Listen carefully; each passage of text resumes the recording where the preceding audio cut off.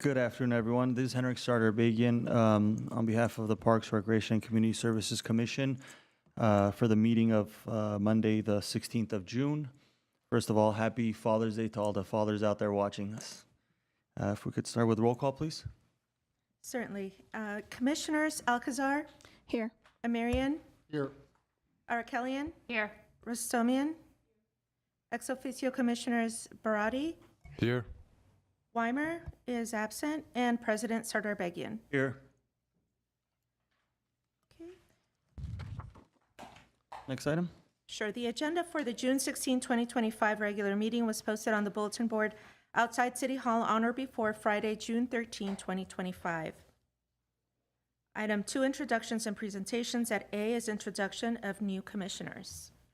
Good afternoon, President Sardarbagian, members of the commission. We have two new commissioners that are with us today. Our first commissioner is Commissioner Lily Rostomian. Lily Rostomian has lived in Glendale for 23 years. She's got a bachelor's in arts from UCLA. She is a freelance consultant and consults with different stages of startups and various industries.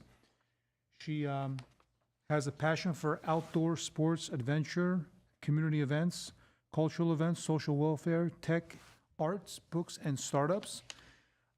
She has experience in community development, strategic partnerships, program and project management, cross-functional leadership, events, sports, and problem solving. I'd like to welcome Lily Rostomian, and we look forward to working with you in your new capacity. Welcome. Our second commissioner is Commissioner Zari Amirian. Commissioner Amirian has been a 35-year resident of the Jewel City and an Eagle Scout. Commissioner Amirian has served as a commissioner for a number of commissions and committees. The CDBG Commission, the Audit Commission, the Blue Ribbon Pension Committee, and Transportation and Parking Commission. Commissioner Amirian is a multifaceted entrepreneur. He's a licensed California real estate who has successfully owned and operated businesses across the restaurant, fitness, and beauty industries. When he's not running his business or consulting, Commissioner Amirian channels his discipline into Brazilian Jiu-Jitsu, where he's earned his brown belt. Family means everything to Commissioner Amirian. He's a devoted husband, proud father of 2 boys, and the eldest of 3 brothers. Driven by his passion for growth and community, Zaria lives by his personal philosophy of continuous learning, teaching others, and being of service.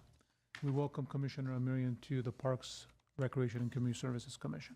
Welcome. Thanks for having me. Next item. Next is item 2B, recognition of outgoing commissioners.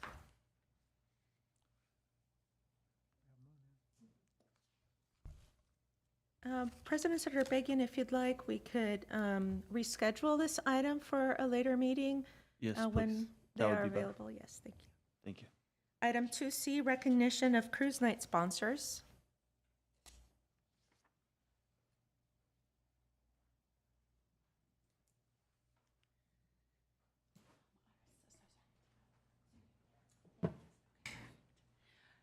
Good afternoon, President Sardarbagian and members of the commission.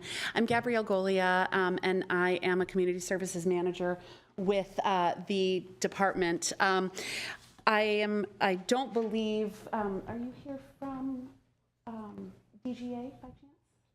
Okay, I didn't think so. I'm here to present some certificates. Our representatives from the businesses that we were presenting certificates to weren't able to make it today. But we have Cruise Night coming up on July 19th. It is our big, exciting, huge event. It's the biggest event that the city puts on each year.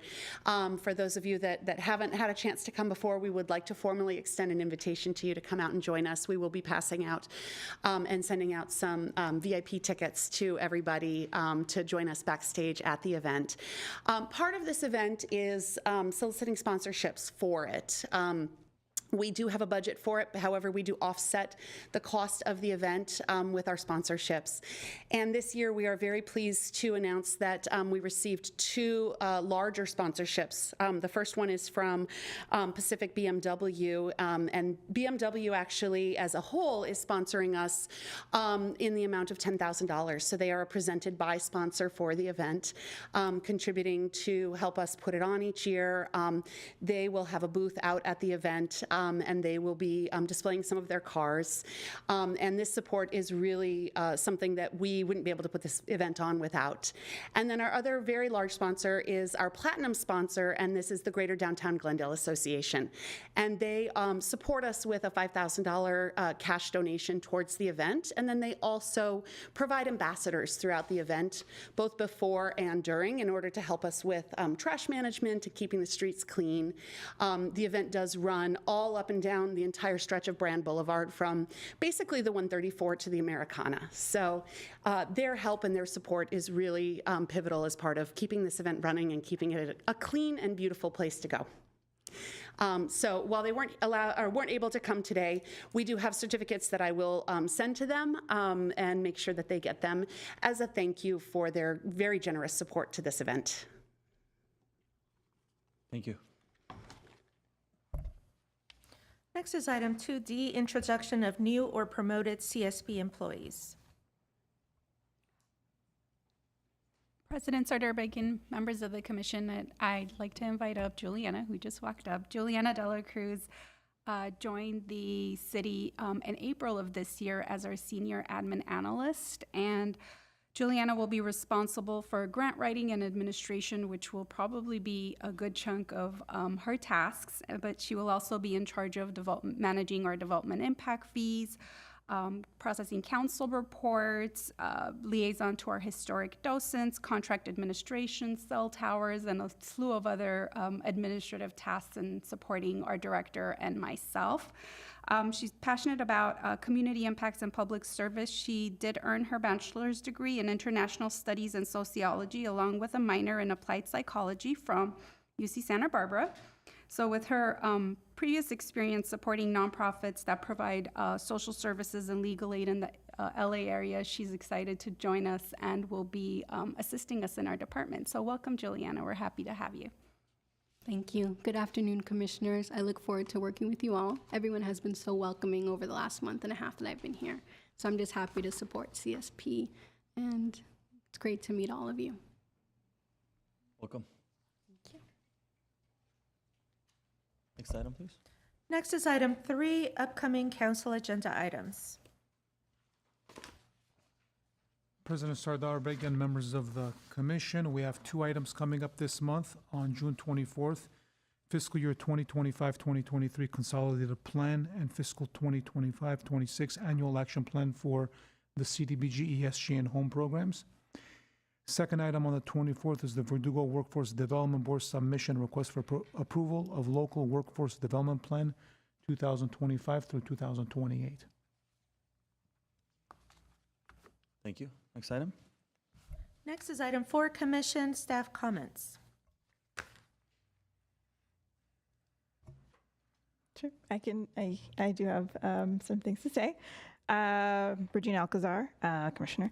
I wanted to recognize an event that happened, when did it, maybe a few weeks ago now, called Go Glendale. It happened right outside City Hall and activated Glendale Boulevard for a number of blocks. It was very hot, but a lot of people came out, which was very exciting to see.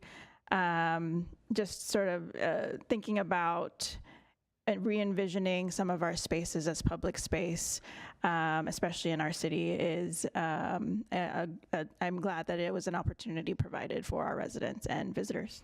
So I wanted to mention that. I also wanted to ask our staff a bit about the current state of affairs. Obviously, our department oversees all of our public parks, all of our public programs. It is a very scary time for a lot of families who feel unsafe. And so, I heard, for example, that There were childcare providers that were at a park, and they were confronted by ICE agents. Not in the city. It was a story from another city, and it just made me, think about what if that happened in our city.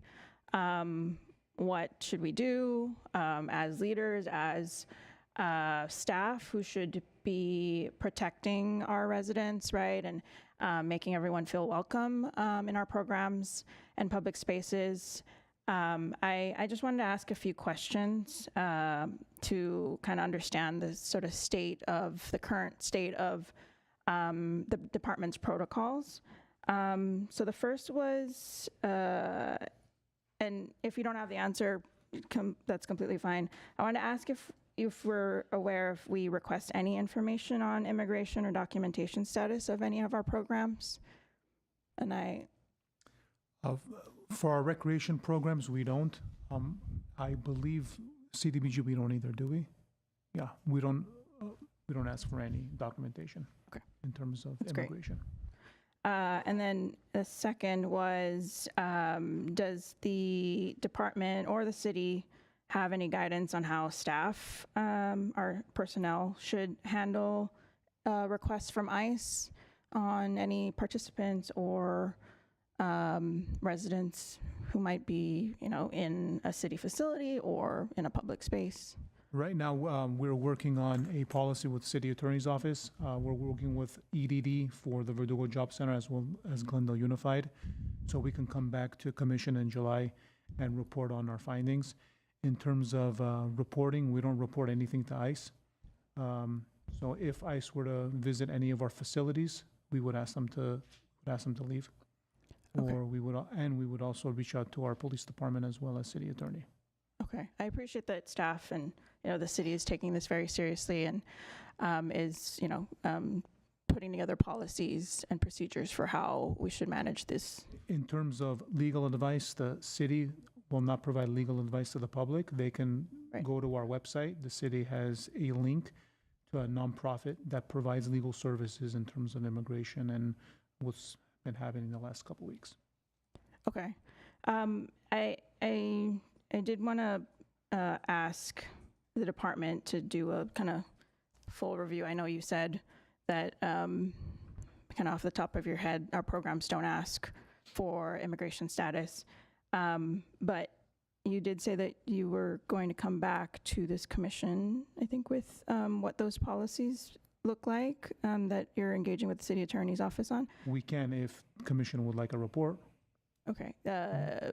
Would that require a motion? Okay. So I have a related request. So I'm going to read out the motion that I would propose. I would appreciate if my colleagues on the commission would be open to, someone would be open to seconding my request. And also, we can adjust whatever this request, my request is asking. So I wanted to propose a motion for the department to report back on the current status and feasibility of protections of our immigrant residents and program participants. That includes reviewing and reporting on the use of city resources, including city personnel, programs, and property that collects and or shares information on an individual's or household's immigration or citizenship status. That includes rules on the current confidentiality and protection of city data of personally identifiable information of program participants. Second, I mentioned the personnel protocol. So current status according to city, state, county, federal law on procedures for investigating, holding, transferring, citing, arresting, or detaining anyone on city property, including our parks and public facilities. As part of the report, I also wanted to understand what our inclusionary policies are for the city. I think currently, we obviously prioritize protected classes, I think, in a lot of our statements. That is, gender, race, what is required by law. But I also wanted to see what the feasibility is of including documentation status in our inclusionary policies. And I'll obviously just add that disclaimer that as far as it's safe to share the information in this report in a way that protects the participants of our programs. With the amount of information that is being requested, we would probably need a few months because there's multiple departments that we'd probably be working with, PD, police department, community development with their programs, as well as city attorney's office. So I'm hoping that we can gather that information. It's easy enough to gather the information where we can combine it into a report and have it ready by our July meeting, if not our August meeting. Okay, could we start with just the Parks Department? Is that feasible within the next month? I'll turn to staff. I mean, it's our busy season. I know you were talking about enforcement actions, and we don't enforce. Police department enforces in our parks, but I would reach out to staff and see if staff is. President Sardarbagian, Commissioner Alcazar, we might need more than just the July meeting, maybe by the August meeting. If it's just general information and if we can get direction and finalize it from legal, then yes, as far as the actual policy of what the city's policy is. If it's specific to our department, I think it would be a lot easier to coordinate than citywide. So we can try. Okay, how about we aim for August? I'll add August as a report back goal. Just for the parks programs and facilities. Yes. And that will open up the discussion, and if we want more information, then we can ask for that for a future report back. Does that work? Yes. Okay. And I think that would need a second from a colleague. Yes, that's correct. I'll second that. Over. I think as long as the staff thinks that they're able to fulfill that, and also you prioritize, and you already prioritize the Parks and Recs, just like pointing out exactly more so they have exactly what to look for. And I think it's a great initiative. Yeah, I'm happy to share with staff my notes here. I know it's a lot, but open to, sort of providing clarity on the request afterwards. Okay. Would you be just willing to lay out exactly again what you're looking for from the August report from staff and what the context of the request is? Sure, yeah. So I think we decided based on staff capacity for this August report, would like a report back on sort of the current status of the protocol within the department, the Parks Department, on the use of resources, including personnel, programs, and property, that collects information and shares information on individuals and households' immigration or citizenship status. So that's within the department. Within the department, what are the obligations of confidentiality and protecting that data, especially of personally identifiable information of program participants? Second is what are the personnel protocols, so that's staff protocol, on procedures for investigating, arresting, holding, transferring, or detaining anyone on city property, or their involvement in the Department of Homeland Security's involvement in any of the actions mentioned, so in detaining, et cetera, especially in our parks and public facilities. That would probably be more PD. So we may or understand. may not be able to include that in the August report, but yeah, because we wouldn't have any protocols because we don't really Right, okay. detain or arrest or anything in our parks specifically within our department. So that would be more of the police department. Okay, I understand that. Say, for example, we can provide more clarity on that. If we have a parks staff person who is at the skate park, right? At I can't think of the park's name. Verdugo, right? And ICE shows up and enters the bowl and detains someone. What is our staff person supposed to do? Okay, so Right. that's different. So as long as it's the protocols on what our staff's supposed to course, do in yes. a situation like that where they're coming into our parks or facilities Yes.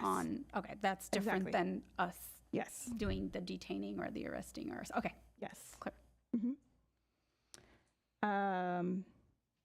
What are a report on our inclusionary policies as a department, such as protected classes? Obviously, there's requirements at the federal level of what those protected classes are.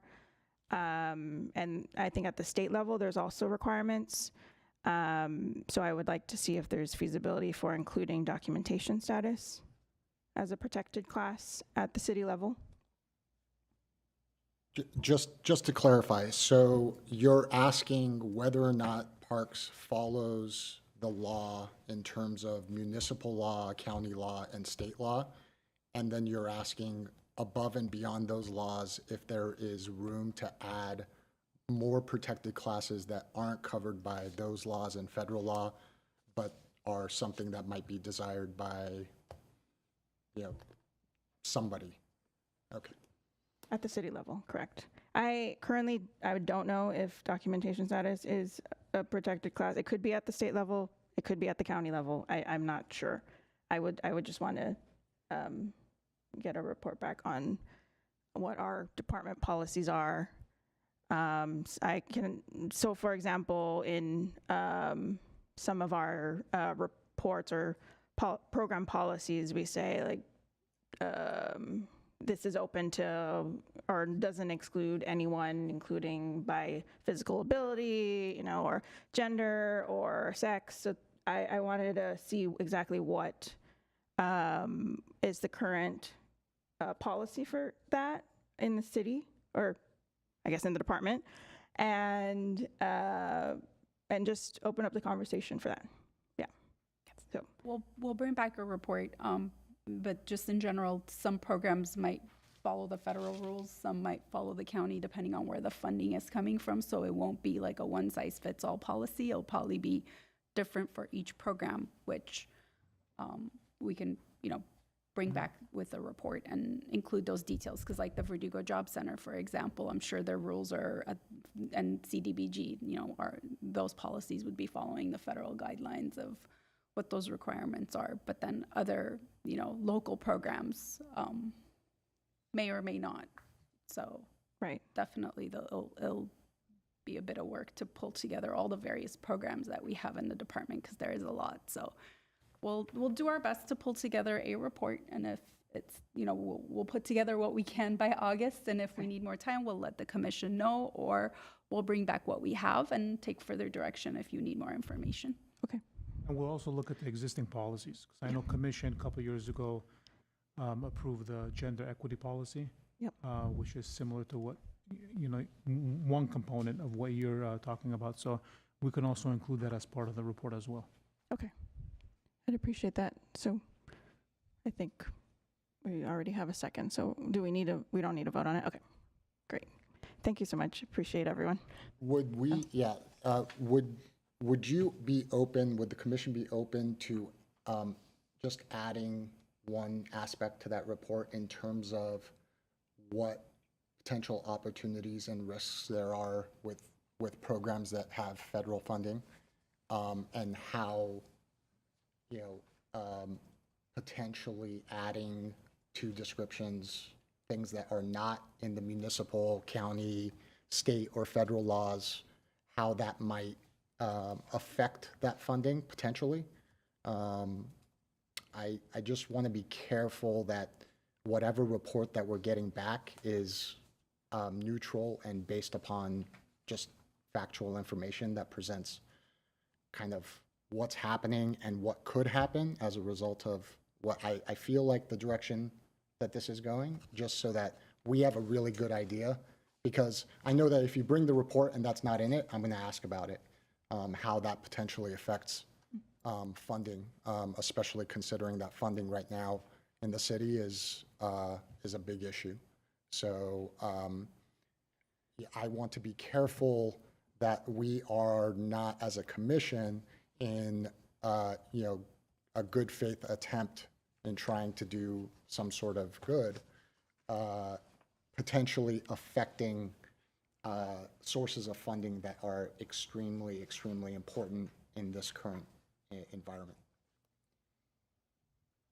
We can include federal, state, and local funding. There are a lot of changes in the federal guidelines with the new administration, so we'll bring that. We'll put that in the report as well. In terms of workforce development, I do want to add that homeless services has moved over to Community Development Department.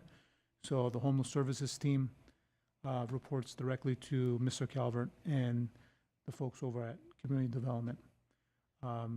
So we'll include our federally funded programs that include workforce development and CDBG funded programs.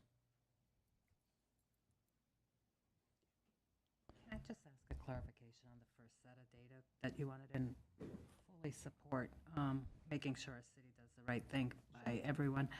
The data question you have, what kind of, what was it again you're looking, because I looked at, I categorized the three asks that you have. One's around data protection, one's around detainment on city property and what is staff's response. And then the third is understanding what the protected classes are. So remind me again, the first one, the data protection, what do you? Sure. So my thought is, for example, anyone who's enrolled in our summer camps, Okay. right? A family applies, they collect information from the applicant, of course. I just want to understand if documentation status is asked. It's probably not. And if we do, I'm waiting for, that's why I wanted to request the report. But if we do, what do we do with that information? And how do we protect that information if it is requested for through, say, Your focus is only on documentation status, because I would be curious if we're asking for that kind of information, and it's information that anybody can ask, maybe gender, or who did the person live with, things like that. So are you just focused on detainment? primarily documentation status. I did include personally identifiable information. That's usually the term, that's the catch-all for things like gender and address. I'm sure, maybe there's a privacy policy or a disclaimer that's in the application that the city includes that says we won't share, your information with XYZ. So yeah, just wanted to have a report from city to So then the understand. question is, who, the personal identifier questions, who do you share with? correct. Mhm. Okay. Yeah. Yeah, and Okay, sounds good. I agree with Commissioner Marion's request. I wanted to know, do we need to amend the motion? What's the process? I was gonna say, I don't know that you need to, well, I guess you should amend it unless there isn't another. Would you like to second adding what his request to it? Because you Sure, already let's just seconded the second it. Yeah, motion. let's I was just add gonna it. say staff would include it regardless, but just in case, if Excellent. there was no support to No, I add that. appreciate it. Thank you. Of course. President Sardar Begin, members of the commission, as I said, this is a lot of information that we need to compile. It's not that we don't have it or don't know it, but it's not, obviously compiled, and we've got various sections and a whole lot of programs. And so we'll do our best to pull together what we can for the August meeting. There might be some policies that are already in writing, and there might be policies that have been practiced but are not in writing. So we'll bring back, anything that's in writing, and anything that's not in writing, we'll lay out, what the past practice has been. I could tell you now that for our recreation programs, documentation, we don't really collect that information, so we wouldn't even have it to be able to share.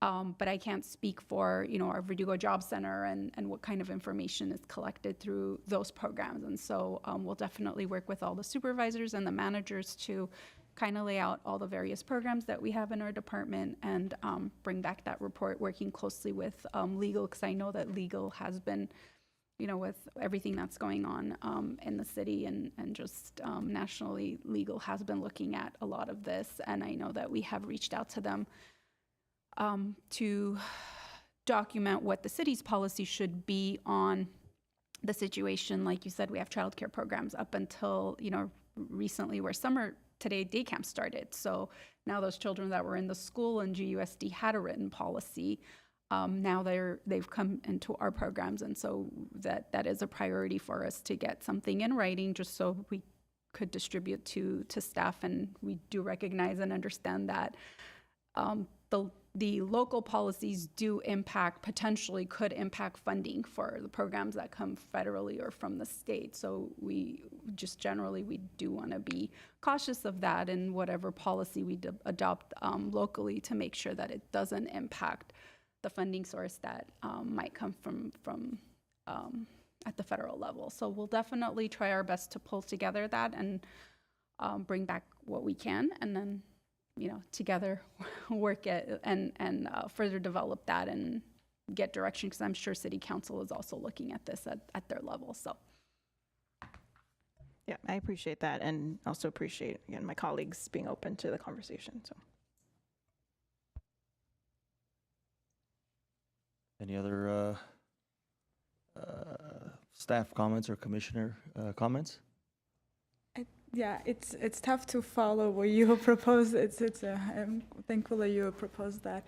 It's something that a comment that I had is different from the discussion that we just had, and it has to do with two major events. One is the chess tournament coming to Glendale, and the other one is the more long-term, the Olympic Games. And I would like to know, to understand better, how are we activating our facilities to make the chess tournament, the first one in Glendale, a success, and also make sure that more residents have access to what's going on in the world of chess. Perhaps are they like events that kind of like open air chess that for residents can go and play in the parks, or during the event are we going to have satellite events at different facilities that are not part of the internet open, I believe it's called the Open Chess Tournament. I don't have the full name. But just to understand how are we using this opportunity to promote chess and get our residents active with it. That's the first one. And the second one is how are we involving the city of Glendale with the Los Angeles Olympics coming up? And if there is any updates on how we can both, in a way, perhaps find opportunities to capitalize on the Olympic Games, but at the same time to also, and by capitalizing, I mean like to help support the city of Glendale develop through all the different funds that are circulating for the Olympic Games. And also, how are we going to engage both the residents, especially the youth, with the sports, and then also how officially becoming an active member of the Olympic Games. Okay, President Sardariga, members of the commission, Commissioner, good questions. The Olympic one, I can answer because myself and Sevag, we sit on the LA 28 Olympic Committee representing Glendale. So we are actively working with the committee to see what events and programs we can bring over to Glendale and see if our economic development folks can also partner with us in LA 28. In terms of funding, we are going to need funding to basically put on any events or any victory parties. We're also looking to see if Glendale can host one of the smaller cities that are coming in to participate in the Olympics. So we're actively looking ways to engage with the Olympic Committee, as well as World Cup. You know, World Cup's coming on 2026. Maybe we can have viewing parties. So World Cup, we have the All-Star, NBA All-Star coming, and as well as the 2028 Olympics and Paralympic Games. So both of us are sitting on that committee. As well as just chess tournament. The city is sponsoring the chess tournament, one of the major sponsors. We will we'll reach out to the organizer. I believe it's American Chess Academy. We'll reach out to the organizer to see where else we can promote the event. I know they're working with their social media team and our social media team to promote the event.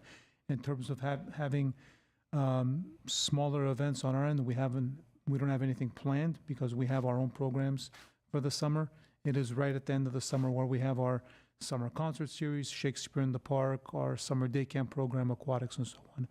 But we can reach out to the organizer and see where else our department can assist in organizing or promoting the event. Great, thank you so much. Sure. I'm aware that there is a lot of chess happening in Glendale. There's a lot of like chess classes that, so the community, I feel like chess is pretty popular with the residents. It's a very popular sport. Yeah, thank you. I think before we move on, oh, Jeff. No, just thank you. I'm looking forward to working with all of you and in promoting Parks and Recreation in the city of Glendale and making sure that the city is a not just state class but world class place for Parks and Recreation for the residents of Glendale. Before we go on to our oral communications, I'd like to thank Mr. Chris Peplow for coming out a couple of weeks ago. I got a chance to watch him play basketball on May 3rd. It was a pretty fun event put on by Home Menarat where they invited the City of Glendale Fire and Police Department to go play. But before that game, it was or the halftime of that game included members of the City of Glendale, both City Council and leaders within the City of Glendale. So, Chris, it was nice seeing you on the court and showing us your moves. So, just wanted to thank you for that, for getting involved in that. Next item. Yes, oral communications is item 4. Discussion is limited to terms not a part of this agenda. Each speaker is allowed 5 minutes. The commission may question the speaker, but there will be no debate or decision. The director may refer the matter to the proper section for investigation and report. I believe you have one in-person speaker. That's correct. Brian Barati.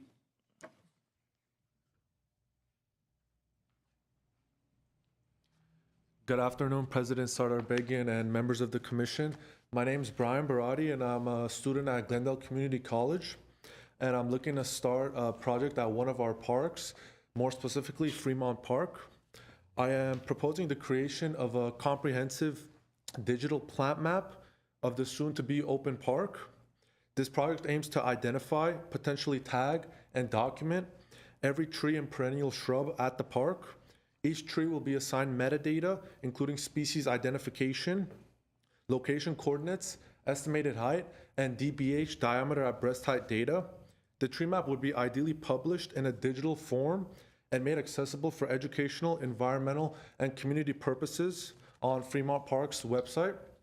The project will be, or is possible to be, completely costless to the city, as I am willing to volunteer my own time and finances. There are many benefits to tree maps, first of which is the quantification of carbon sequestration data, which is essentially the amount of carbon dioxide that's removed from the atmosphere using species-specific carbon fixation rates. Furthermore, we'll be able to provide more accurate estimates of future carbon capture for climate-conscious planning, and we'll be able to assign a dollar value to the environmental contributions made by trees. There's many infrastructure benefits as well as further coverage of shade and more noise reduction and fire hazard assessment and risk mitigation. We could also be a forum where new trees can be planted to improve ecological balance. Furthermore, this can also help schools and students by acting as a living lab for biology and environmental science courses, as well as provide a resource for teachers by planning and providing easy access to individual tree data. Furthermore, the city will have more civic and community engagement, as will be increasing public access to information about environmental quality. Furthermore, we'll also be able to allow community members to use the map to identify trees they might have in their own backyards that might be potentially toxic, and to understand benefits of certain trees and further increase greening efforts in the community. So some data will be collected, which is the scientific and common species names for the trees and perennial shrubs, as well as the GPS location, which will be mapped, and the estimated height and diameter breast height data as mentioned. This project is designed to act as a legacy project for future students, and I'm going to work alongside a mentor who was not able to be here with me today, who has done projects similar like this in the past, to really build a lot of training materials and guides and procedures so that other students or future activists in the future can easily come and build upon the work and potentially expand to other parks.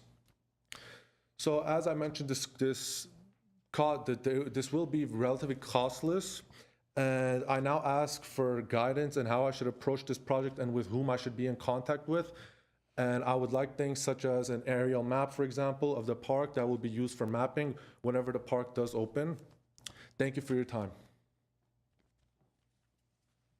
Thank you.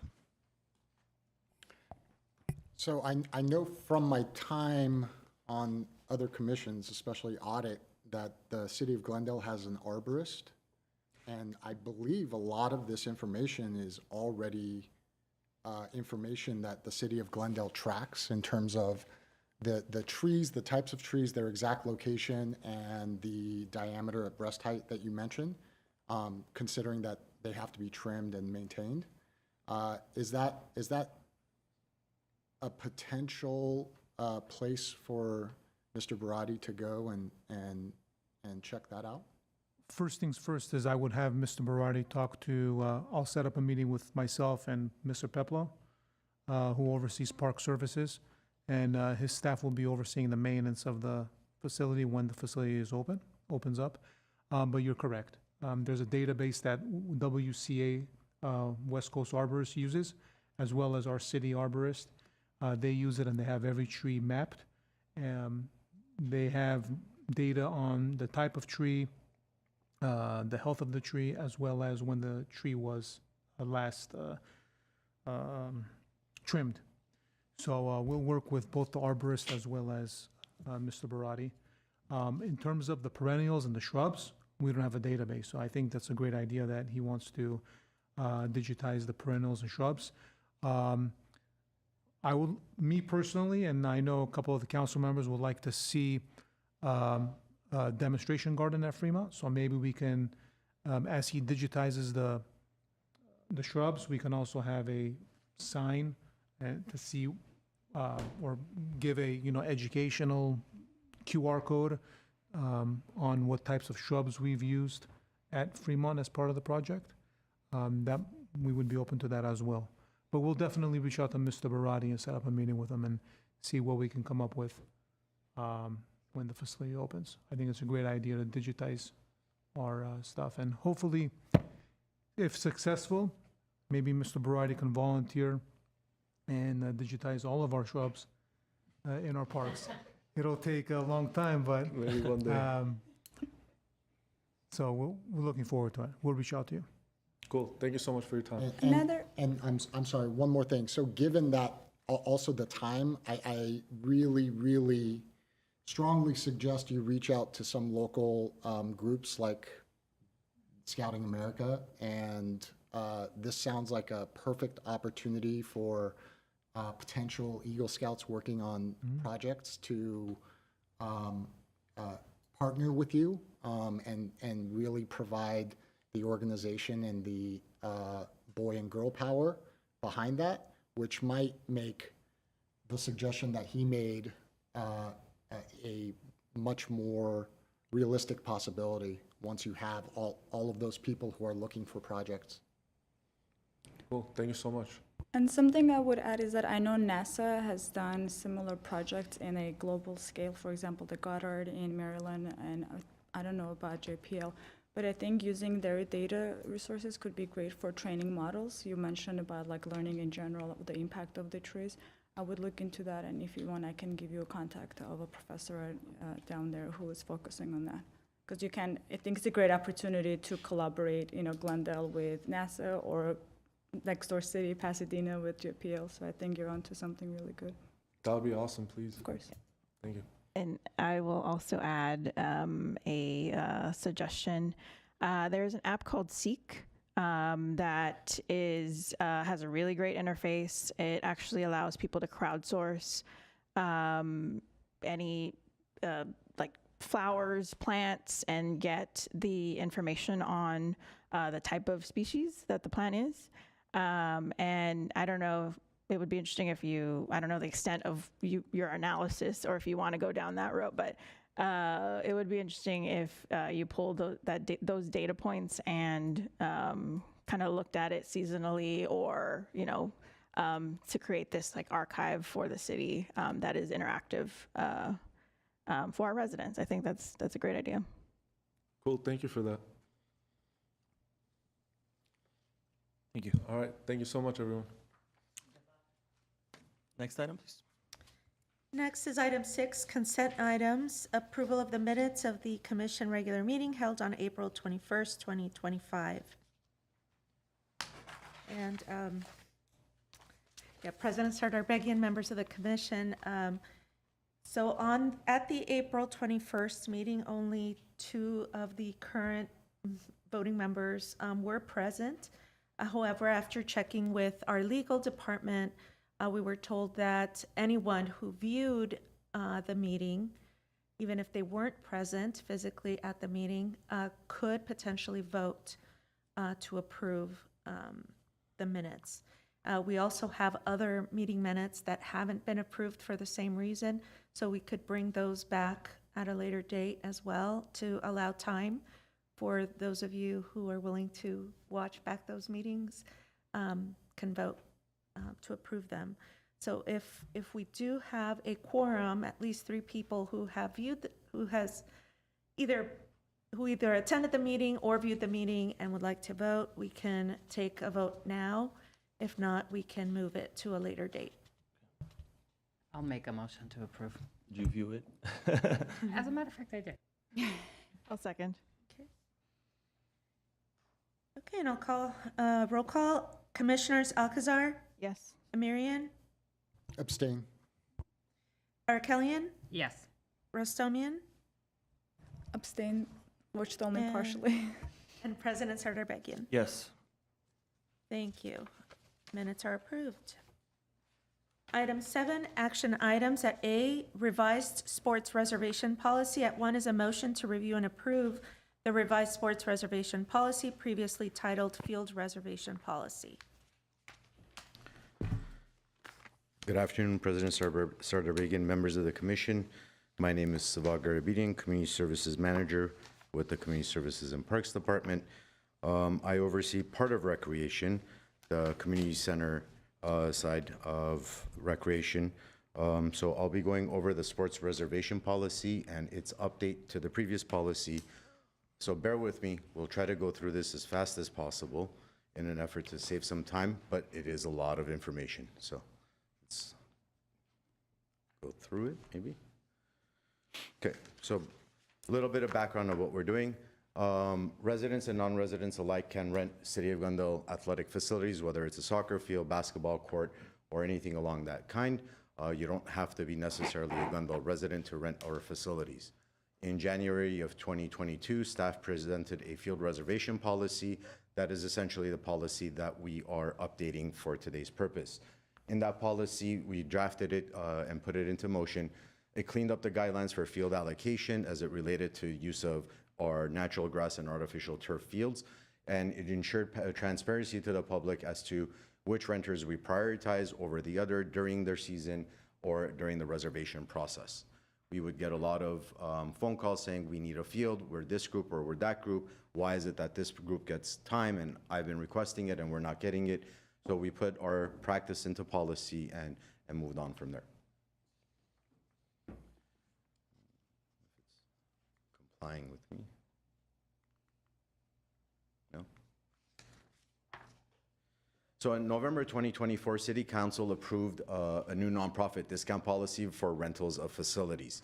In that new 2024 policy that they adopted, it allowed for nonprofit organizations to get a 50% discount with the exception of rental of sports facilities and for use of sports programs. So what this policy did was also refer to our field reservation policy as to the discount that you would get for fields, but it did not cover sports facilities, which caused us to come back and say we need to update our field reservation policy to fall in line and stick to the purpose and the intent of that discount and keep sports rentals at 25% while keeping use of our facilities at a 50% discount. I think you're gonna have to help.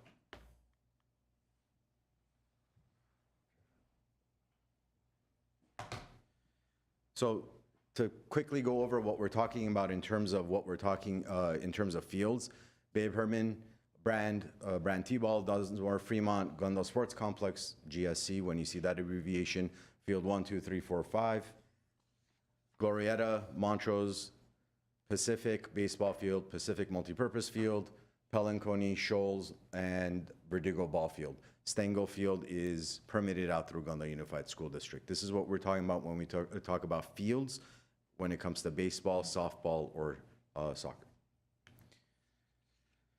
So the new policy essentially updates the old one. The updated version refers to the sports reservation policy, so the title has changed as well. The sports reservation policy describes the intended purpose, the group status, prime time, establishes permitting process for sports use, including applying for a group status and permits, identifies the priority and order of permitting, and identifies available sports facilities for rent. And this is what we're adding to the existing policy and calling it the sports reservation policy. It's the sport courts. We're talking about the gym at Maple, the 2 gyms at Pacific, the outdoor courts at Pacific, and again, another asterisk here, Fremont tennis courts, Glorieta tennis courts, and Shoal Canyon tennis courts are all done through a bidding process and an RFP. Those are bidded out. You cannot rent those through the department and its staff directly. You have to go through the bidding process. Here we could go through the definitions. A permit is a piece of paper or something that we provide an email allowing the person requesting the facility to use the facility on those set dates and times. A field reservation request form is what a customer fills out to apply for a permit. A facility permit application is what a customer fills out when they're applying for a sports court building type of a structural place or an outdoor court surface. That's a hard court, not natural grass or artificial turf. A group is any organization, formal or informal. It could be a group of friends coming to play together, coming to play basketball together or volleyball together. They're still considered a group. A group roster is, again, that any organization or assembly of persons and a list of that roster. It must include the participants' first and last name, their address, and date of birth. That way we could figure out the next part, which is the group status. So if a group wants to apply for a group status that gives her higher priority during season or off season, the group status requires that information in addition to other information like the organization's tax status, their 501c letter of determination, the individuals they're serving, what their age is, and their residency. So a nonprofit organization is that 501c3 letter that we're looking, or 501c letter that we're looking for the IRS. We take that letter, we take that EIN number, and we verify that information with the IRS website. And in the policy, when we refer to prime time, we're talking weekdays after 6 p.m. until closing, or weekends from 7 a.m. to closing. These are our prime time hours, and a permit period is done quarterly on the calendar year. So permit period 1 would be January 1 through March 31. Gabrielle and I are in the process of renewing permits for quarter number 3, which is July 1 through September 30. So we permit our fields and our facilities on a quarterly basis. So the group status application is all of the things that they need to become an approved youth group. It's their nonprofit paperwork, it's their roster, it's their zip codes, their addresses. And once they turn in that information, staff will review it and say whether or not they are an approved community youth group or not. When it comes to the use of sports facilities, if you notice on the slide, that area is graded out. There is no approved community youth group status for the use of sports facilities, and we'll get to that in a few slides. Benefits for the field user groups. Again, two types of groups. We've got the field users and we've got the sport court users or sports facilities. The benefits for the field users are, as an approved community youth group, you're serving 17 and younger exclusively. At least 75% of your participants of your roster, your entire roster, is Glendale residents. You're a 501c. You're recreational in nature. That means you're open membership. Everyone plays a minimum half game, 2 out of 5 innings, 2 out of 4 innings, whatever the case may be. You could do a skills assessment, but ultimately you cannot deny anybody from participating in your organization because they are not skilled enough. Everybody gets in one way, shape, or form. They are chartered by a national or international organization such as Little League, AYSO, Pony, USA Softball, Home and Men, Babe Ruth Baseball. Basically, it's not just a localized entity, it's a part of a bigger organization on a national or international level. These organizations collect a one-time registration fee or a seasonal registration fee, as opposed to, let's say, a club, which collects a monthly fee in addition to a membership fee and stuff like that. And these organizations must provide scholarships for children who cannot afford the registration fee, and games are only allowed between approved community youth groups. That means if you're an approved community youth group and you're now playing a travel ball team, that's not something that we want to see. We want it to be within the approved community youth group to serve its mission of everybody plays, it's recreational in nature. So again, to emphasize, no clubs, travel ball, Cal South, Coast Soccer League, private clubs, these are not approved community youth groups. During sports season of play, approved community youth groups will get the free field rentals and lights on all natural turf fields, except at the sports complex. At the sports complex, they will get a 45% discount on all artificial turf fields.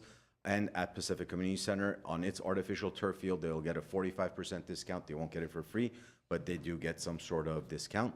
And then during their season of play, they get free use of the community building, not including staff costs or equipment costs related to their meeting.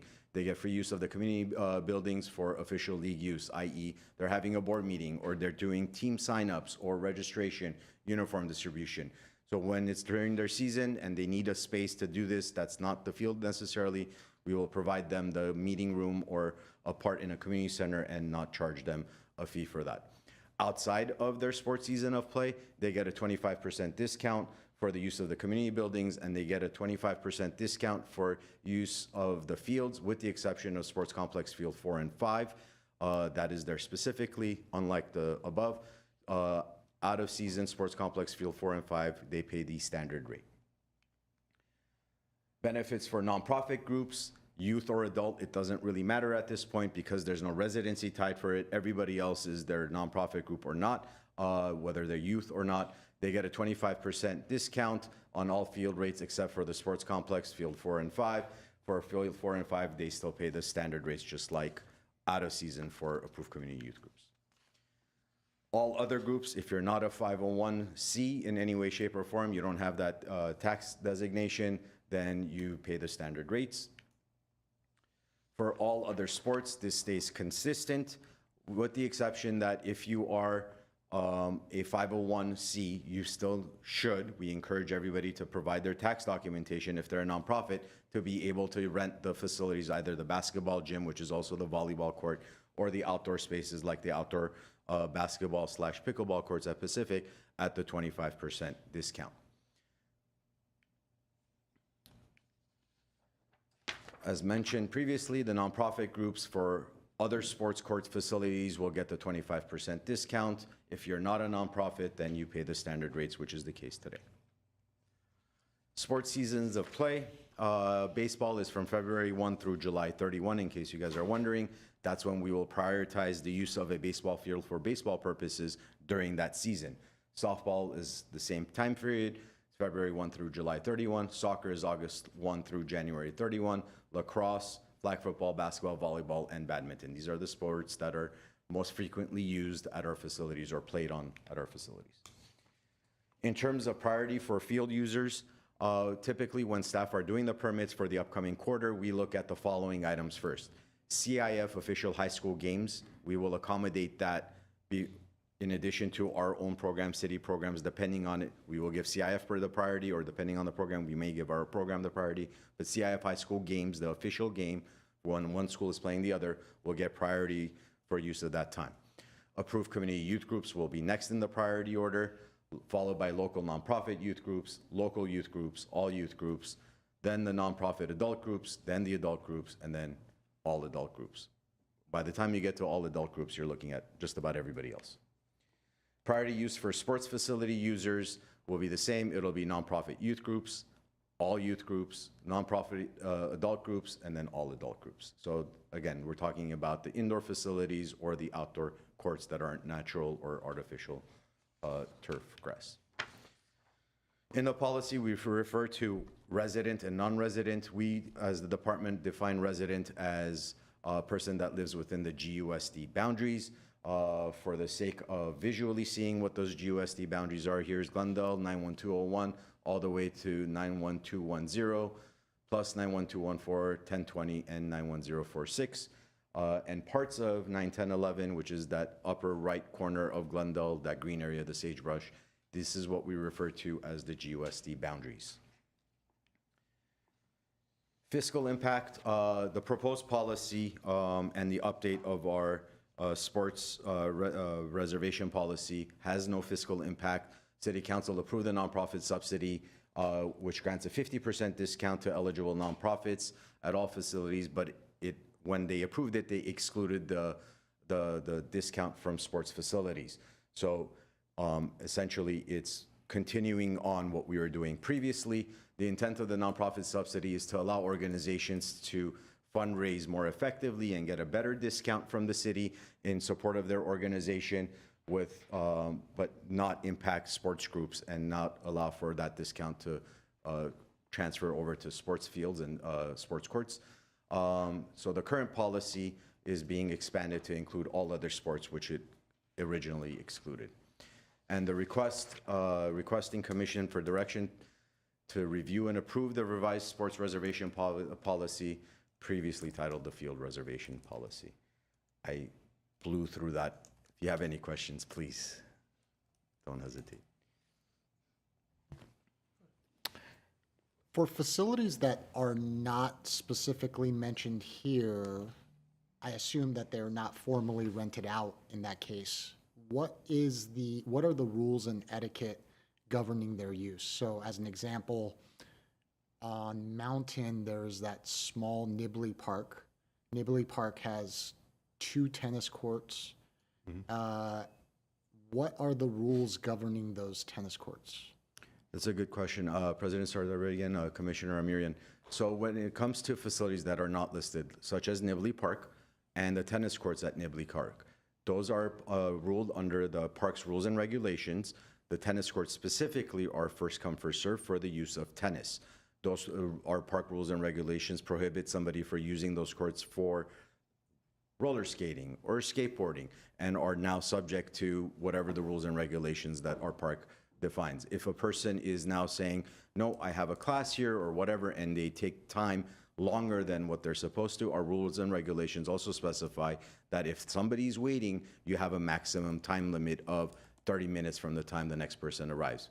If there's any kind of discrepancy, they either call staff, depending on if we're on duty during the week. If not, we have known to see police intervene and try to resolve situations in the past, especially on the weekends. But they are now subject to the park rules and regulations, which covers specifically those parks that aren't listed there. Are those rules posted either on the official website or on site? Good question. They are posted on our official website. As we are going through all of our parks, as Fremont is coming online, we recently did a parks inventory with our park planners. and updating our signage, trying to identify where we're missing some of that information, and having a QR code to the most recent version of that park rules and regulations, or park hours of operation, or whatever the case may be. Excellent, thank you.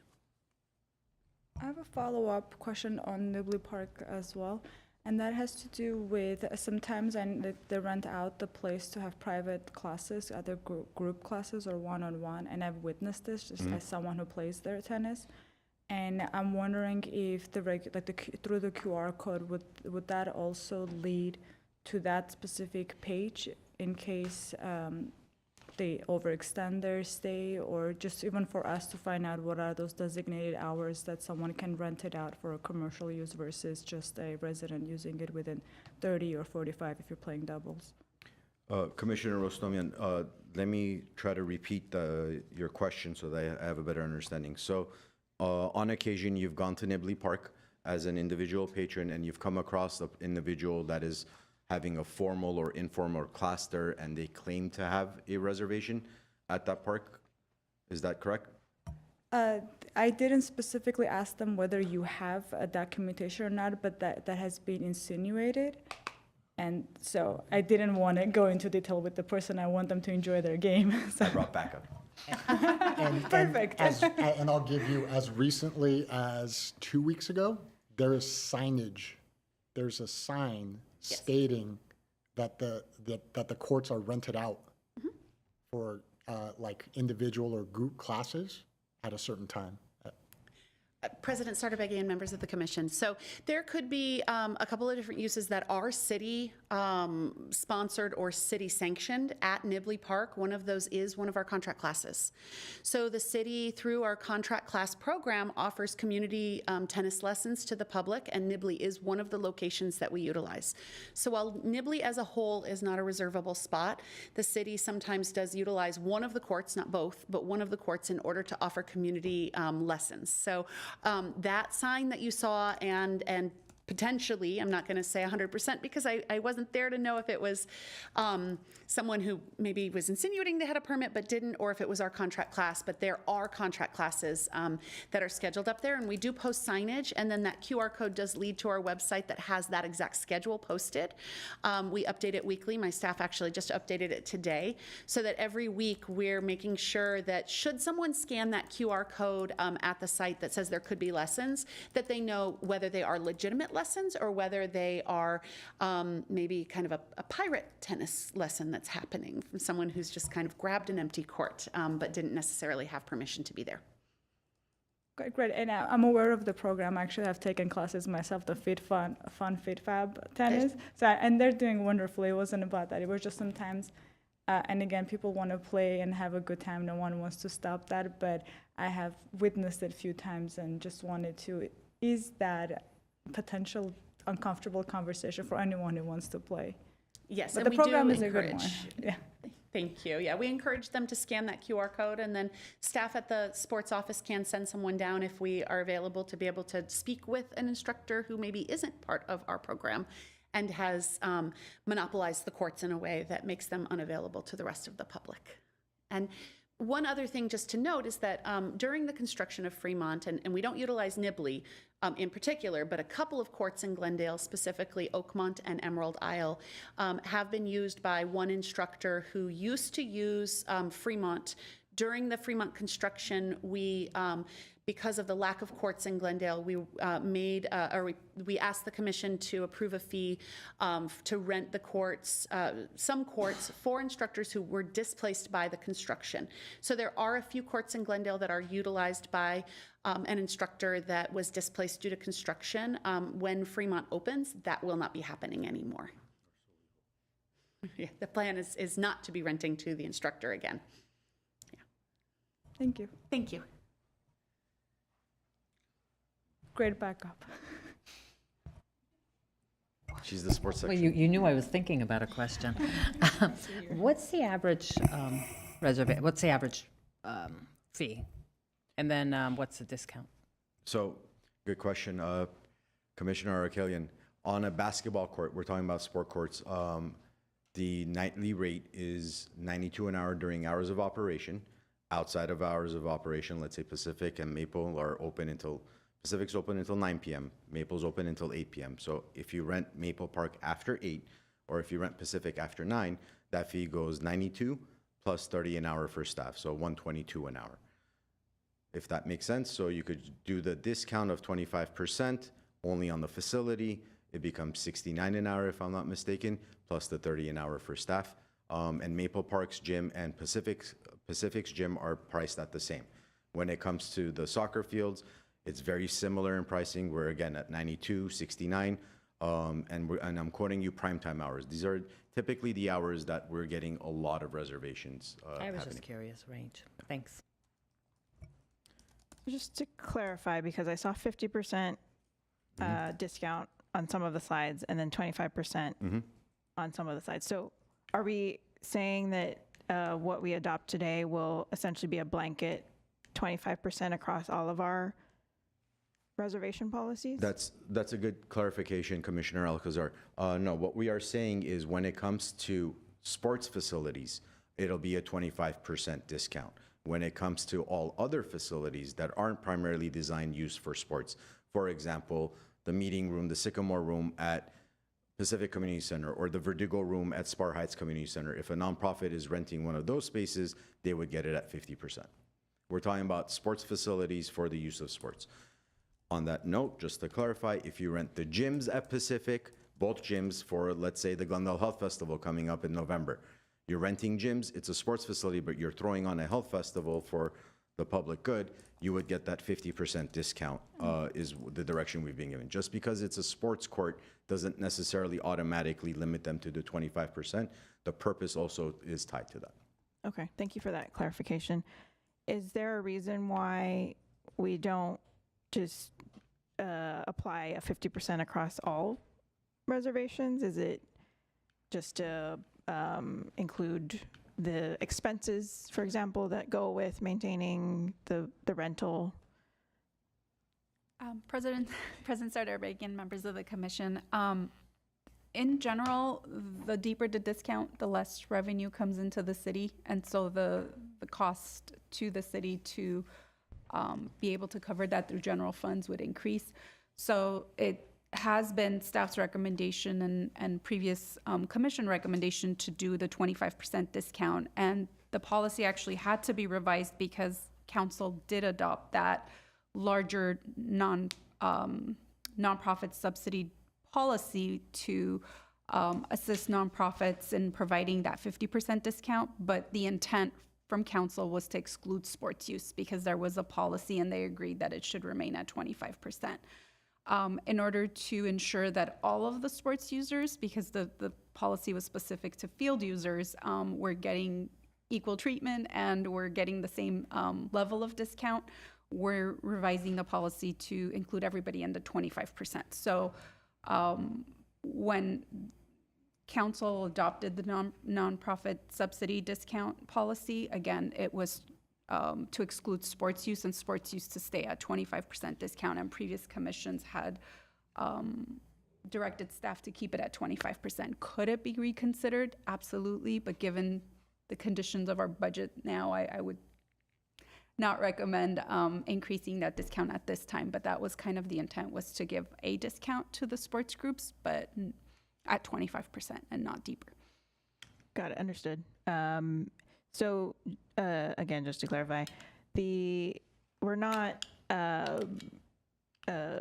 changing the general nonprofit subsidy policy that is for other discounts or reserving other discounts. We're solely just looking at Correct. sports facilities. Okay. So, right. So in general, nonprofits in the city of Glendale who are wanting to use city facilities and or city services like staff costs or anything that's outside of a direct cost to the city would still get that 50% discount. This policy is just clarifying the sports piece of it. So, and we're also not changing the discount. The discount has always been 25%. Right. We're just incorporating, the sports courts like basketball users, lacrosse, football, who were excluded from this policy before, and it wasn't an issue until council adopted the 50% discount on all nonprofits, but excluded those specified in this policy, but this policy had not included them because originally everybody was a 25% discount. So essentially, this is now expanding the policy to include other sports groups and not just field users. But yes, you're not changing the 50% that council adopted for other nonprofits outside of sports use. Okay. Understood. I don't see an issue with that. I also wanted to ask, related to the other questions earlier, because the policy that we're looking at right now, it sounds like it's only for outside reservations, so non-city contracted reservations for facilities, courts, et cetera, fields. Do we need to add that specification into the policy? Commissioner Alcazar, if you could Is it there? clarify, what do you mean by outside versus city? So for example, what was brought up earlier about Nibley Park, it sounded like there was an actual contractor with the city who was programming the court. And as it reads right now, it does sound like this policy would apply to them. Because it's So for the contract classes and the programs through the contract classes, those are separate from rentals. So that's not considered a rental. So these would be private groups, whether they're nonprofit or not, renting city facilities. But the tennis instructors are, if you're talking about the contract class ones, are part of the city program. So they don't really rent the facilities from us, so we don't charge them a rental fee. So we have a contract with them where we split the revenue based on their contract. They get to keep, I think it's 35, Depending on the 20, contract 35, class 65, instructor. depending on the instructor, but there's a percentage split where the city gets to keep a percentage and then the contractor gets a percentage. And that wouldn't be included here because we don't charge them a fee for rental of the facility for that. okay. I didn't know if it needed to be specified again in this reservation policy that this is only for private reservations. But if it's clear that this does not include city contracts, then I think that's fine. Okay, I see head nodding. Yes, it doesn't include city Okay. contract Correct. classes. We do not rent any of our facilities to the contract class instructors. So for any of them, whether it's soccer or basketball or tennis, the facility is provided by the city free of charge for the class, and then we handle all of the registrations, and then we split the revenue from the registrations with the contracted instructor per the contract. Okay. Got it. Thank you for that. The last thought was about, and I'm trying to find where it specifies, the table that defines youth group. I think it says serving 17 years old and under, which was on the presentation as well. But you said as you described the rules of what a youth group is, you said exclusively. And so I don't know if it would be a problem or not. I don't know how many groups actually serve both adult and youth. But in our policy, it just says serving 17 years old and under, but it doesn't say exclusively or only, if that makes sense. And I don't know if we need to add that or not. For the purposes of the policy, it would come down to the actual use of that group. So if the group were reserving for their adult portion, because some groups do have adult portions and youth portions. So for the youth portion, they would fall under the approved community youth group. For the adult portion, they would fall under a local nonprofit adult group. Because an approved community youth group is already nonprofit and they're local. So they would default over to the local adult nonprofit group at that point in time. So it would just split the reservation. We would do two different reservations for the groups, just like we do for whether they're in season or off season. The rates can vary. Okay. Understood. Thank you.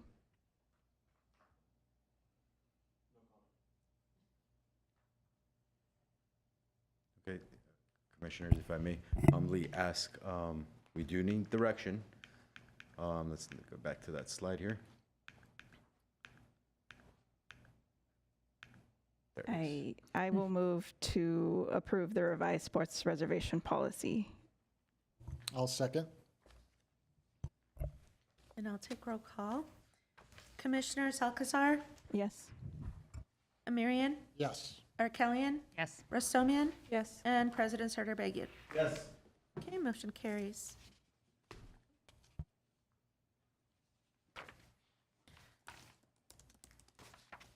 Next item is 7B, selection of 2 voting members to serve on the Student Member Selection Committee of the Parks, Recreation, and Community Services Commission. At 1 is a motion selecting 2 voting members of the Parks, Recreation, and Community Services Commission to serve as an ad hoc Student Member Selection Committee to screen applicants, select and interview qualified candidates, and recommend to the commission appointment of 2 student ex officio non-voting members.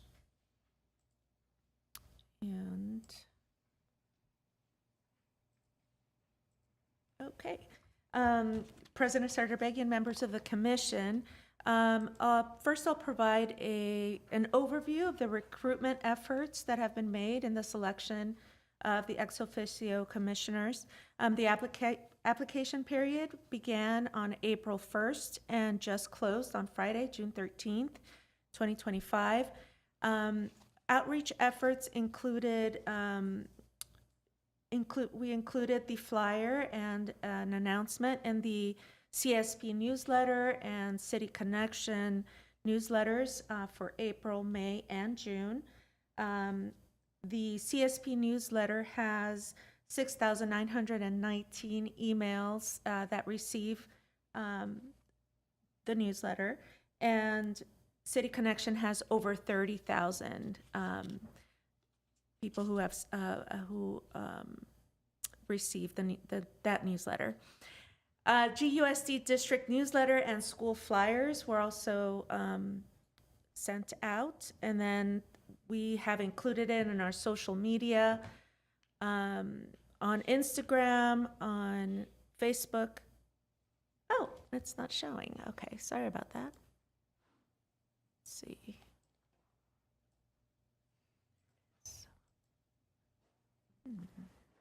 Okay, there you go. On social media, and we also sent it to college and universities through the Handshake or College Central. And then the city manager's office also posted it on Nextdoor.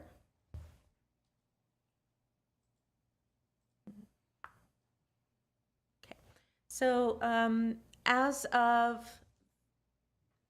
the end of the application period on June 13th, we received 16 completed applications, so that's 11 more than what was reported in the written report.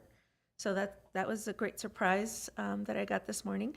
And 14 are from high school students and 2 from college students. 86 applications were initiated, but from 64 unique applicants, but 9 were disqualified, and the rest, other than the 16 that were completed, were incomplete. Most of them did not include like a statement of interest or letters of recommendation. So now the next step is for commission to select 2 of its voting members to serve on the ad hoc committee.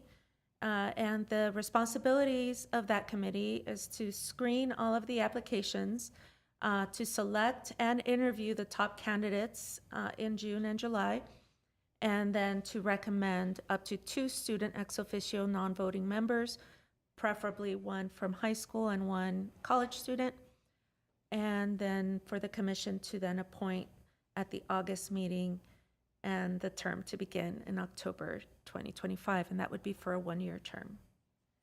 So at this time, we respectfully request that you approve a motion selecting 2 of you to serve on that ad hoc committee.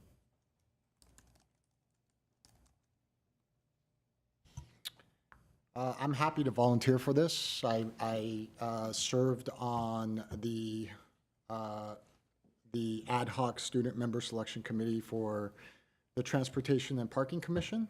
And in fact, one of the people that we interviewed was our own Mr. Barati here, who we approved for transportation and parking, but seems like was stolen away by Parks and Rec, to everybody's benefit. No concern there. I'm sure you like this much more than you would have liked transportation and parking. So I'm happy to volunteer for this. I've gone through the process, and I have a fairly good idea of how that selection process looks. And I'm happy to serve with another member on the commission.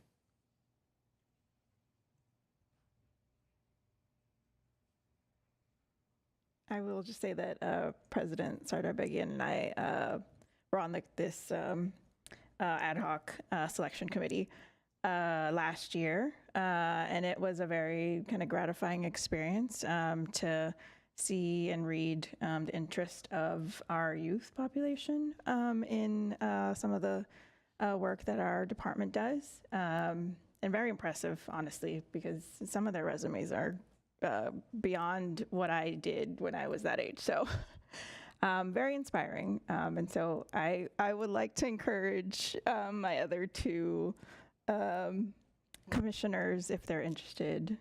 If not, no pressure, but maybe it might help to just explain what the next... Well, it sounds like I do have a question.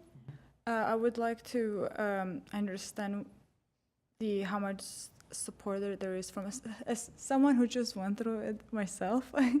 I just wanted to know, like, are we in charge of the scheduling with them, or just the interviews and the screening? You have to do Everything, background check. including checking their own emails.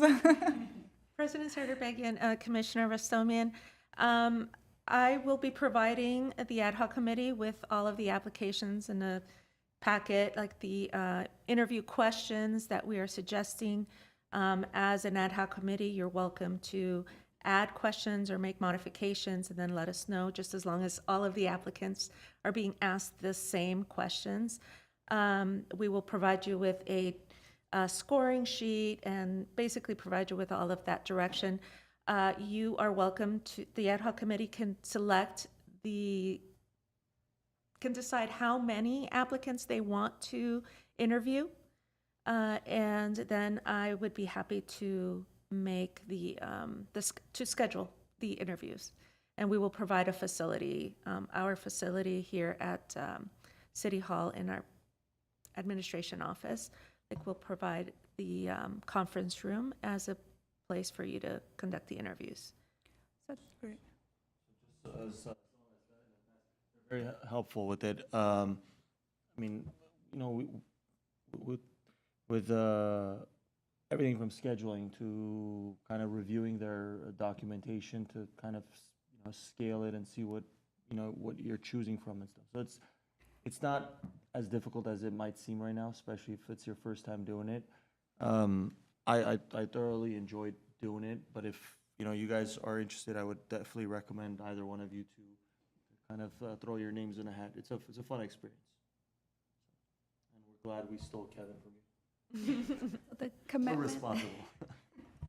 Commissioners, the commitment from you is essentially the time it takes to review the applications and provide a date and time that you are both available, and staff will coordinate and schedule everybody, and you just have to show up on the day of the interview, conduct the interviews, rate them, and provide the sheets back to staff. So we'll, as long as you, the two committee members could discuss the dates and times you're available so that we have some options to schedule the interviews. Staff will handle scheduling all of it. You just have to show up on the dates that we schedule them and conduct the interviews and rate them. Essentially, that's your time commitment. Great, thank you.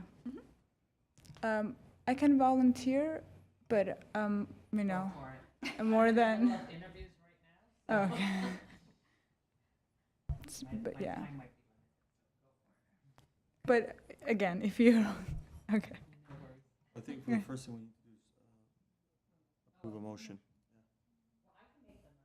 Please.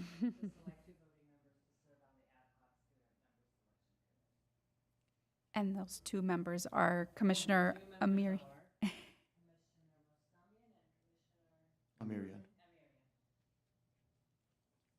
Is there a second? I'll second. Great. And Commissioners Alcazar, Yes. Marion, Yes. Arkelian, Rostomian, and President Sardarbagian. Yes. Okay, motion carries. Thank you. Item 8 is reports for information only. At A, Recreation and Community Services Section Monthly Activity Report for April and May 2025.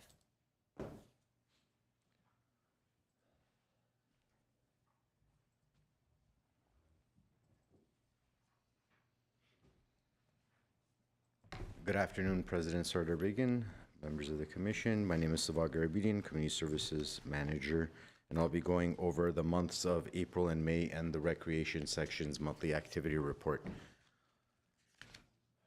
On Friday, May 16, 2025, at Pacific Community Center, our One Glendale After School Youth Sports Program came to its end for the school year with the soccer season championship game. RD White Mustangs secured third place over the Muir Mustangs, and the Columbus Eagles won the championship over the Edison Elementary Eagles. And every year we've been going to our 4 Glendale Unified School District high schools, Hoover High, Clark Magnet High, Glendale High, and Crescenta Valley High School, to do a high school employment and resource fair. On March 20, we went to Hoover. April 3, we went to Clark. April 9, Glendale High, and April 17, Crescenta Valley High. Also participating with us were Glendale Police Department, Fire Department, of course us, Glendale Library Arts and Culture, Glendale Youth Alliance, Office of Sustainability, along with GUSC's Human Resources Department, Nutrition Services, CDCC, as well as the California Highway Patrol, Glendale Community College, and Verdugo Hills Hospital. All of us were on site on these campuses, advertising our job opportunities, whether it's GYA or internships or volunteer opportunities.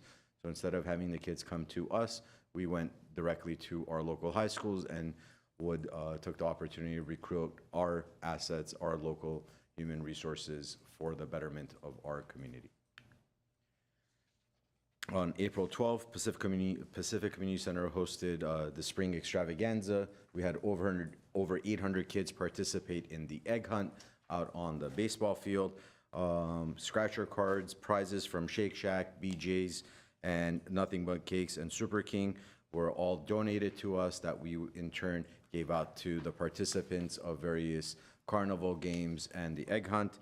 A new addition this year was Play to Progress, who partnered up with the department to provide a more inclusive space for our children with special needs, in helping us organize the egg hunt, to helping us create sensory and auditory play spaces, and creating a sensory-friendly room within the facility.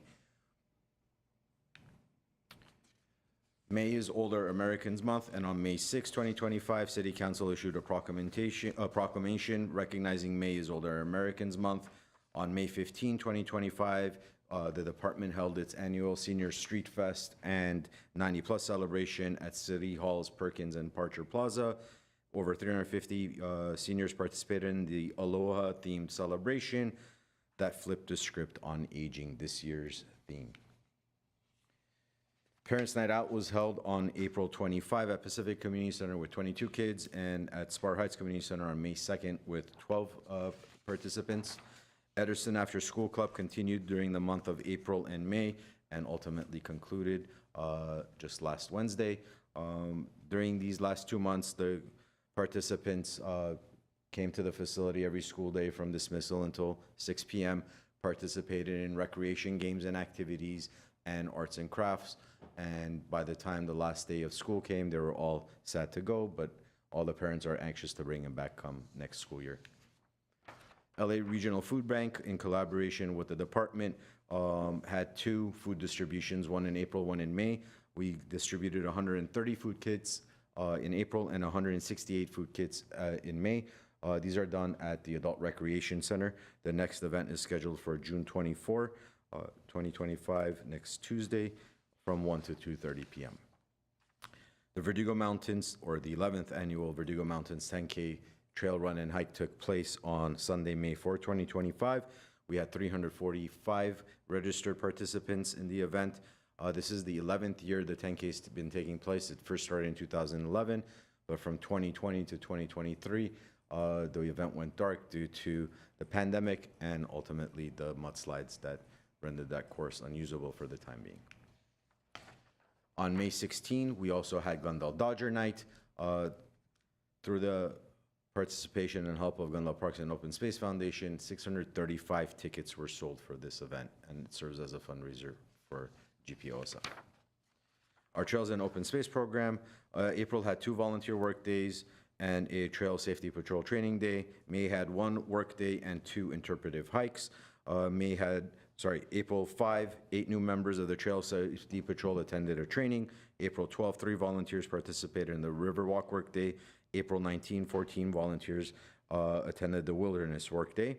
On May 3, 26 participants went to the Stone Bar Nature Center for a Rock This Park geology hike. On May 10, 16 students from the One Glendale After School Youth Sports Program participated in the GO program specifically for One Glendale. 5 people went to the May 10 Riverwalk Workday, and 110 people came to the May 31st Campfire program, Snake Shake. Stone Bar Nature Center in the month of April had 12 days of operation and saw 874 guests. In May, it had 561 guests. Wonder the Wilderness Work continued to operate from Maple and Pacific to the Nature Center and back. The Go Community Program had 26 participants in April and 13 in May, and 140 students in April and 430 students in May all visited the Storm Bar Nature Center from the Glendale Unified School District elementary schools. Our Youth and Family Services section continued its teen night out during these 2 months since our last commission meeting. In April, TNO helped with the extravaganza, helping put those compostable, reusable, eco-friendly Easter eggs together and taping them shut so that we could put them out on the field. And in May, the TNO participants helped with the One Glendale Championship Day. STAR program continued to meet throughout the last few months. Noteworthy for May was STAR kids were treated to a special excursion, went to Look Cinemas to watch Lilo and Stitch. Our Maple Inclusive Play Day took place on April 19 and May 17 at Maple Park. The Club Maple program had its karaoke night and its anniversary party. Karaoke night was on April 17, anniversary party on May 29. Senior programs and events continue to offer various informative classes at our facilities, whether it was at Spar Heights Community Center or the Adult Recreation Center. These classes include financial literacy, nutrition, financial planning, end-of-life services, Alzheimer's, Metro Riders on the Move, to name a few. Seniors also get all the fun stuff. They celebrated Easter, Cinco de Mayo, Mother's Day, and of course the 90 Plus and Senior Street Fest. Our elderly nutrition program in April served 4,228 meals and delivered 1,800 meals to homebound seniors. And in May, 4,461 meals and 1,869 meals were delivered to homes. Our supportive services program assisted 55 unduplicated clients in April and 53 in May. On May 6, City Council approved the Senior Needs Assessment. This will be our guiding policy and the Glendale's Action Plan for Aging submitted to AARP. On April 24, CSP was notified that it received another $15,000 allocation in CDBG funds from LA County. City Council approved the acceptance of the funds on May 6. This $15,000 allocation will be used to provide emergency kits to up to 80 homebound seniors for 72 hours worth of food, water, and emergency supplies. Upcoming programs and events. I'm going to try to keep going here. Free nutrition education workshops at the Adult Recreation Center. Teen Night Out most every single coming Friday at Pacific Community Center. Summer Solstice Hike at the Stone Bar Nature Center. Wilderness Work Day up again at Duke-Major Wilderness Park. We've got Maple Inclusive Day coming up on June 21st. Wonder the Wilderness, alternating Saturdays and Sundays from Pacific and Maple. Food Bank, as I mentioned earlier, coming up on June 24. We have a movie matinee at the ARC. Teen Night Out again. The Mighty Oak Interpretive Hike, Duke-Majin Wilderness Park. Classic Films Under the Stars coming up on Saturday, June 28 at Brand Park. Summer concerts, something I'm responsible for, starting July 2 at Verdugo Park. So if you're a neighbor at Verdugo Park, sorry. It's going to happen every Wednesday. One of the programs I directly oversee. Yeah. Which one? Greg Hosharian. I was really excited. They accommodated. I hope so. That's what I want to see. Is your mic on? Okay. Maybe that's a good thing, because then everybody would hear. Exactly. I didn't want anybody to hear. No, I was really excited to see that you booked Greg for Thank you. the Verdugo Park. So we've got the Children's Entrepreneur Market joining the Community Services and Parks Department at summer concerts in the park. That's a mouthful. For 2 events, July 9 and August 6. Right before the concerts, children could register through children'sentrepreneurmarket.com and have a vendor space where they could sell any of their items, teaching them financial responsibility, manufacturing, anything along those lines, while they come out to our community and our events. The only thing we're not allowing is cooking on site. And we've got MIP Day coming up on July 19, and of course, Cruise Night. That's Gabrielle's responsibility. Cruise Night coming up on July 19. That's going to be a good one. This year, it's, if you can't tell from the glasses, an Elton John headlining cover band, tribute band. We have a tea whisking workshop at the Chosean Whispering Pine at Brand Park. And our next Parks, Recreation, and Community Services Commission meeting on July 21. That concludes it. My presentation. Everything's available online, glendaleca.gov/CSP calendar. It's busy up there. And it's the first day of summer, and day camps begin. That's it. Thank you. Any questions? I didn't see an event, but I don't know if it hasn't been scheduled or if it's not this department's event. But a goat and bleat and goat or goat event for the goats that the fire department is to hire. Do you know what I'm talking about? Commissioner Arakelian, I am familiar with the concept of using the goats and a goat meet and greet, I believe, at one of our facilities because the goats help us with brush abatement. I don't know the date of that program. However, it is a Glendale Fire Department event. We just provide the space for them. Yes. Are you aware of when the Fremont Park grand opening will be? $1 million question. President Sardar Begin, members of the commission, we're hoping that the Fremont project would be completed mid-August, in the hopes to have the grand opening between mid to late August. The park is about 90% complete, but there are a few things that the contractor is working on. Right now, what they're doing is they're installing the solar panels, and they're working on completing the heating for the showers at the water feature area. I was there on site a couple weeks ago, and it looks like a mini Disneyland, so it's going to be a really nice facility. Thank you. Thank you.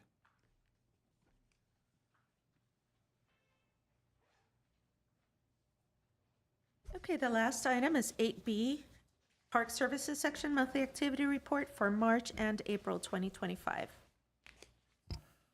President Sardabagian, members of the commission, I am giving you our, this will be for March and April, and the number of work orders that we completed in March were 156, with the groundskeepers completing 120, pesticide applicator 1, irrigation repair 35 work orders for a total of 1,102 and a half hours. 119 work orders were completed for non-routine repairs, work in April, and that was 61 by groundskeepers, 4 pesticide applicator, and 54 for the irrigation repair crew for 872 and a half hours. I do have a number of slides of projects. Most of them are, there's 2 classifications on these. Sorry, it'll be repetitive, but it's playgrounds and ball fields. On the first one, this is Elk Mini Park. We go in at this time of year and go add more of the playground wood chips.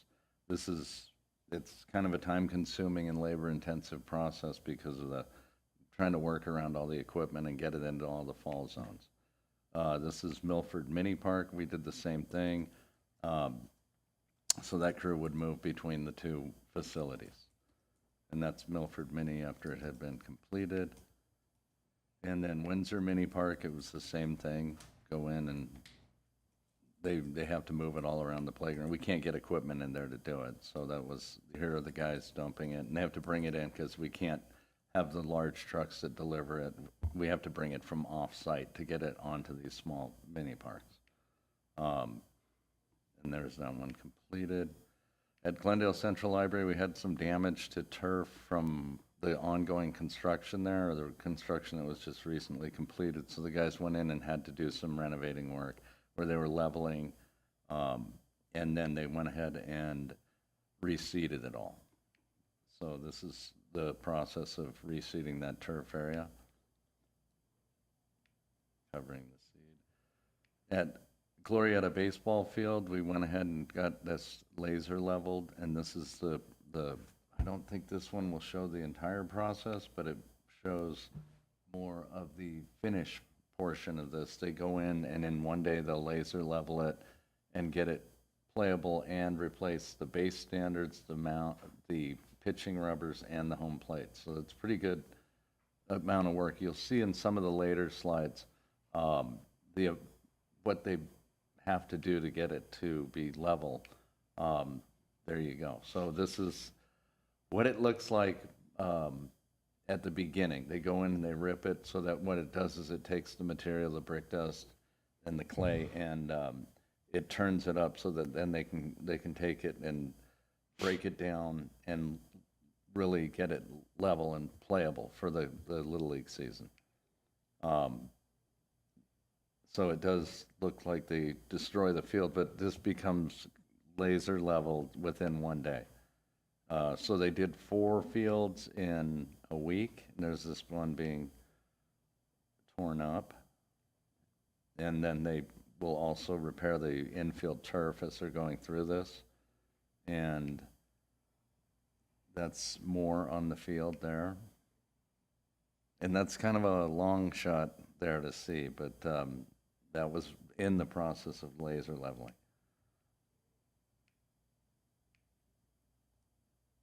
So there you can see they really tear it up. It's very nice because the players love it when we've done this. They have a nice, pretty soft, but not too soft field, and it works out really well. So that concludes my presentation, if you have any questions. Nope. I think we are at the end of today's meeting. We will see everybody on Monday. Oh. No, it's okay. I was just going to add, because we forgot to mention under staff comments about July being Parks and Rec Month. The department will be putting together some activities, and we'll make it public and share it on social media, but just wanted to invite the public and commission to partake in all of our programs and events that are happening throughout our parks, and go out and enjoy the parks. And there will be opportunities for prize drawings if people are able to complete the Agents of Discovery missions. So if we'll, like I said, we're still developing it, and once the little postcards are available, the public will be able to go to our parks, complete missions, get stickers from the community centers, and attend some of our programs and events and get a sticker. And if they complete their postcard, be entered for an opportunity drawing. So this is our way of encouraging the public to come out to our parks in July. So just wanted to mention that, since I forgot to mention it under staff comments. Wonderful, thank you. I also have one item too.